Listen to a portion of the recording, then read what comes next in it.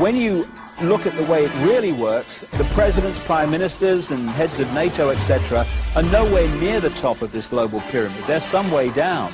And they are appointed and manipulated into power by those above them that control the banking system, the media, etc., or those that operate in the shadows that I talked about earlier, who, no matter who's in power, what party or what name, the same shadow people are orchestrating events. This country is owned by 800 or 900 people who run everything, do everything, control everything. They had this guy, Clinton gets in, fine, we can deal with him. Kerry gets in, fine, we can deal with him. It's just in the wind, it's a little reed like this. It's all one big ownership class. And if you take the two-party systems and you lean them up against each other, this is basically the arch. Their force going together keeps them together and makes it become a very strong, stable platform on which they can build their hierarchical New World Order system. Okay? So the current two-party system has been dominated and bought up and controlled by the elite that sits atop it. People talk to me about, the issue of Republican versus Democrat, as if they don't get it. And I say, look, here's the way you get it. It's organized crime. All you do is you call the Republicans the Genoveses, and you call the Democrats the Gambinos. The people at the top, they treat it like a crap game, like it's their crap game, like they're making lots of money. Occasionally somebody at the table shoots each other, but the moment anything threatens their crap game, they all unite to protect it. They're both controlled by the same financial, economic, and corporate interest.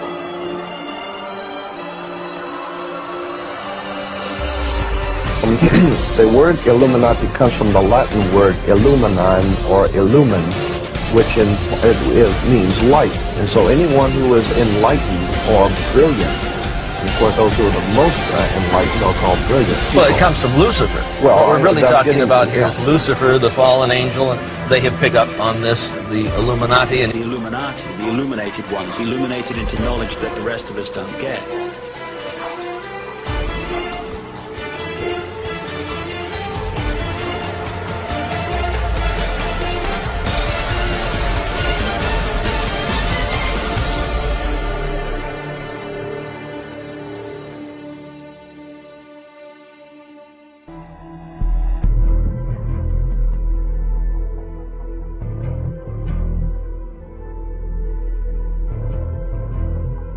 A cult when 36 of the 50 signers of the Declaration of Independence, all of the generals in Washington's army, and everyone that participated in the Revolutionary War were basically Freemasons.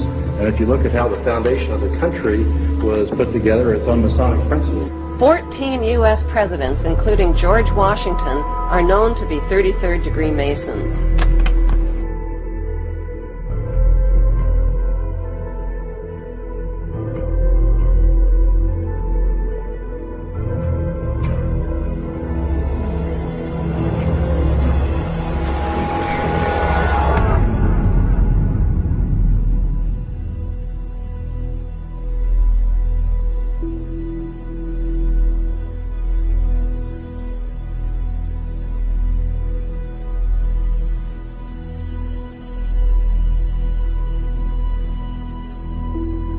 The first royal member of the Freemasons was Frederick, Prince of Wales.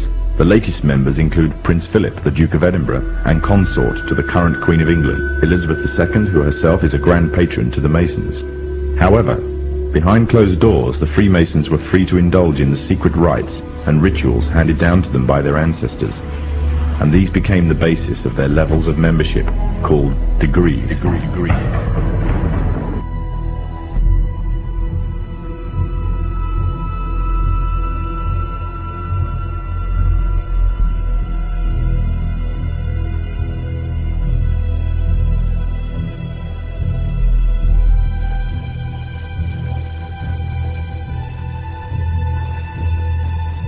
Among the former Bonesmen are three presidents: William Howard Taft, George Bush, George W. Bush, numerous senators and ambassadors, industrialists like William Whitney, CIA agents, State Department officials, and the publishing magnate Henry Luce.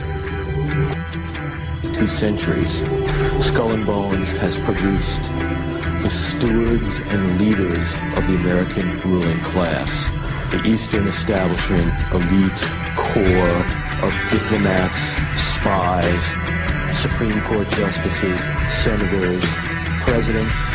You were both in Skull and Bones, the secret society. It's so secret we can't talk about it. You both were members of Skull and Bones, a secret society of Yale. What does that tell us? Not much, because it's a secret.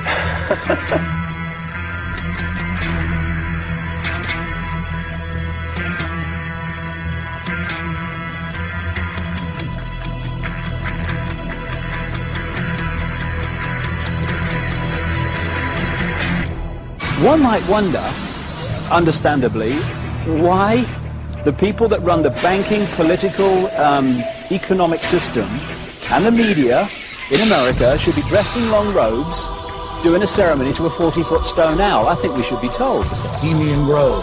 There are many prominent foreigners like German Chancellor Helmut Schmidt, Ronald Reagan, Richard Nixon are pictured here in 1957 at the Bohemian Grove. Both men wrote about the organization in their public memoirs. Schwarzenegger is a reported visitor to the Bohemian Grove, as well as former President Jimmy Carter. While in New York, we ran into the Karl Rove of 4 administrations. David Gurdon, top presidential advisor. Ford, Reagan, George Herbert Walker Bush, and Bill Clinton. We couldn't believe our luck. It just so happens that David Gurdon is also a prominent member of the Bohemian Grove, the offshoot of Skull and Bones. This insider of insiders, a staple of the White House for 22 years, got very upset when we brought up Bohemian Grove to him. He didn't deny its existence. He didn't deny that he was a member. He didn't deny the rituals. He just became angry and didn't act very gentlemanly. Have you been there for the ceremony with the cremation of care? Frankly, I don't think that's something I need to talk to you about. I don't know anything to do. But what about the ritual? Is the ritual genuinely?